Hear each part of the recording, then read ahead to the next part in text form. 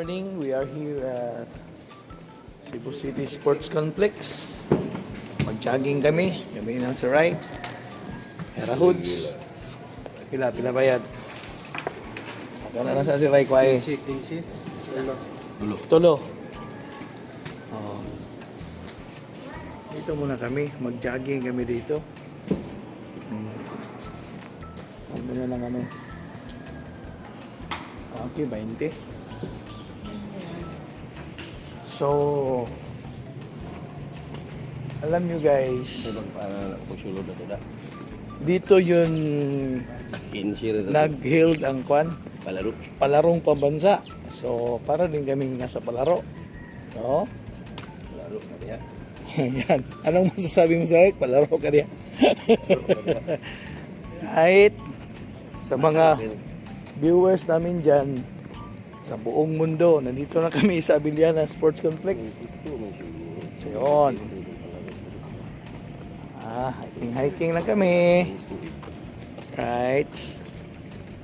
So kami ngayon, walking. Ayan o. Parang may concert dito kagabi siguro. Mayroon pa mga sound system. Right. Walking. So ito yung Abiliana City Sports Complex. So walking.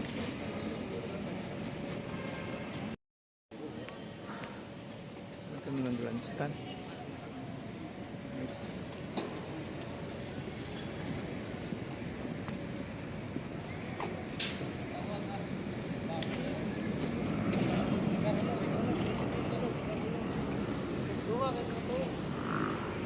Yun, no?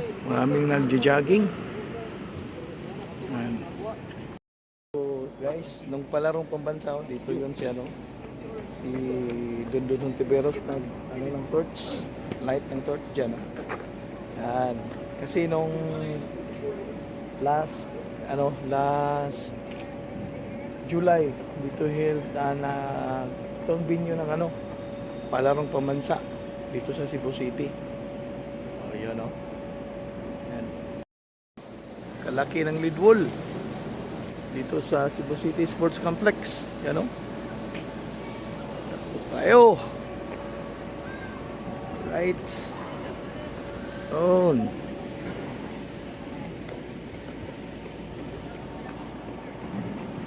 Mayroon practice ng mga meter dash runners. Yun. Oh.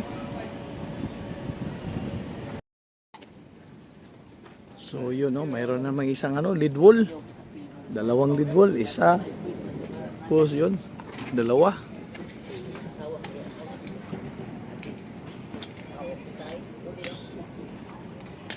No? Hurdles. Yun ang training nila. Yan, no? Tingnan nyo guys, yun, no?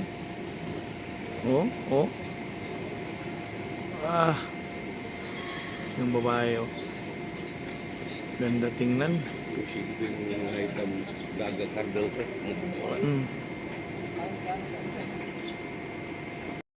Pangalawang ikot na namin guys. Pangalawang ikot. 2 rounds. 2 rounds, you know.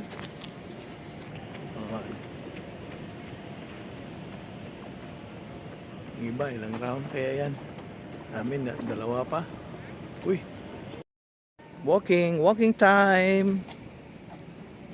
Walking po ba? Nagmay. Yun. Pwede rita mo gawas diyaw. Abri naman Yun. So guys, tapos na kami walking dito sa Cebu City Sports Complex. Yan, pakita ko sa inyo yung Cebu City Sports Complex. Salamat sa inyong panonood. God bless you always. Dalay ko ng Diyos.